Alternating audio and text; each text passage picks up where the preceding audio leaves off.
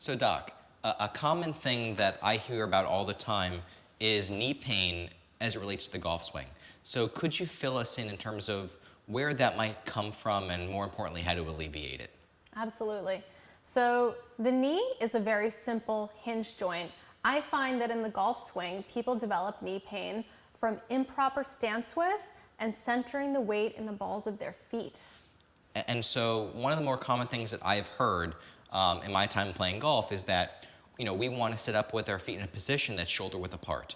And what's interesting is on my side of the equation, the instructional side of the equation, that's a big time misconception because the proper stance width, from what I've learned, is a proportion of the hips, not the shoulders. Correct. In that when, if you're too narrow with your stance width, you're either going to sway if you try to shift your weight or over-rotate your lower body. Correct. And if you're too wide, you can't return back to a position that we refer to as neutral joint alignment, which is the position where the hip, knee, and ankle are all in one line. Correct. Which would be, I'm guessing, the safest place to rotate the lower body the way through. Why is that?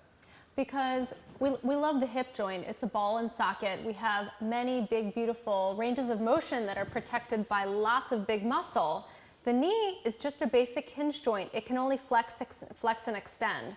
So any extra motion that is introduced dynamically into the knee will guarantee injury. And so one of the things that we've discovered through our research is that the proper stance width is a proportion of the hips, not the shoulders.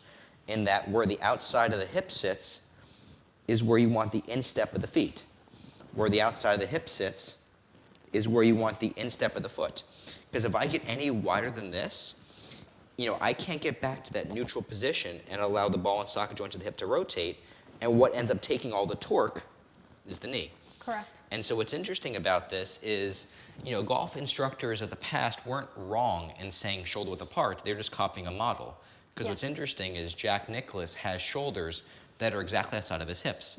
So to say to Jack Nicklaus, put your feet shoulder width apart, is aesthetically appropriate, but not biomechanically true for everybody. And that, there was a period of time when everyone was copying what Tiger Woods was doing.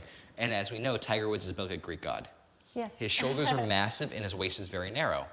And when Tiger was told to put his feet shoulder width apart, because his proportions, he was too wide, which put all the torque and torsion on his knee. Absolutely. Interesting. And so even though we were trying to copy what Tiger was doing, he might have not been aware of the stuff he was doing that was causing his injuries.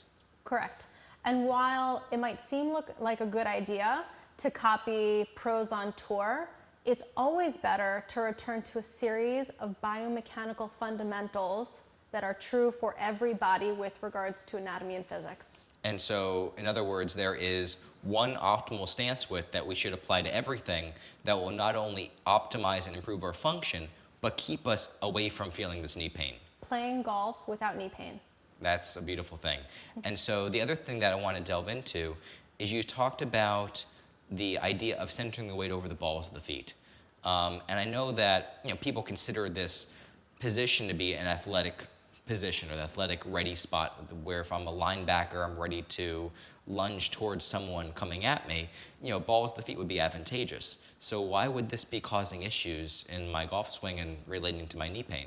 Right, because as you mentioned, when it comes to different sports, we want to have different weight bearing in different parts of the foot. As you mentioned, the balls of the feet are for sports of lunging forward or for walking. Okay. If you are looking for stability, you're going to want to center and weight shift back into the heels. What this is going to do is allow you to activate all of these powerful stabilizing muscles on the back side of the body, most notably your hamstrings, glutes, and low back, called the posterior chain.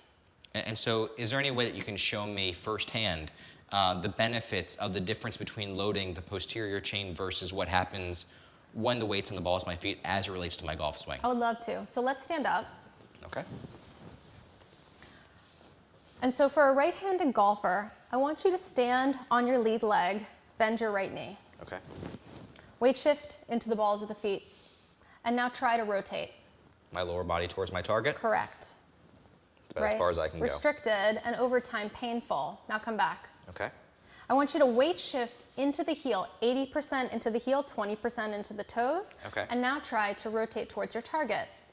Unrestricted, full range of motion, Much the golf easier. swing without pain, correct. Interesting. And so what you're saying is, for as long as my weight is centered over the balls of my feet, my quadriceps are engaged, and this is going to stop my ability for my lower body to rotate. And so for my students who have issues where they come up and out of their posture in their downswing, this is probably where that's coming from. Correct. And so just by learning where to center the weight on the feet will drastically change what muscles are engaged, notably the ones we want to have active in the golf swing. Correct. And what's so interesting about this is that, I began my research as a golf instructor actually working with people with Parkinson's disease. And when I was 11 years old, one thing I don't like to talk about with people is that these people would show up to my clinics with Parkinson's what seemed like full body armor. Helmets on, arm pads, the whole 9 yards, because every swing they make, they'd fall forward in their face. And now this is giving me a little bit of closure because, initially I was doing what all my instructors were telling me, which is put the weight over the balls of your feet. And this was notably causing them to fall forward in their face. The moment I got their weight more over their ankles through hinging, Correct. it was the first time I saw them swing without falling. And so it's mildly refreshing, to say the least, to understand, what was happening in their golf swing. And also understand that, if my weight's in the wrong part of my foot, I'm no longer able to properly rotate, and that would be putting more torque and torsion on my knee as well. Guaranteed knee pain, guaranteed bad golf. Interesting. And so by simply understanding things like stance width and where to properly center the weight on the feet, you're telling me we can completely get rid of knee pain in the golf swing. Correct. Absolutely incredible. Thank you so much for being here. Thanks for having me. For sure.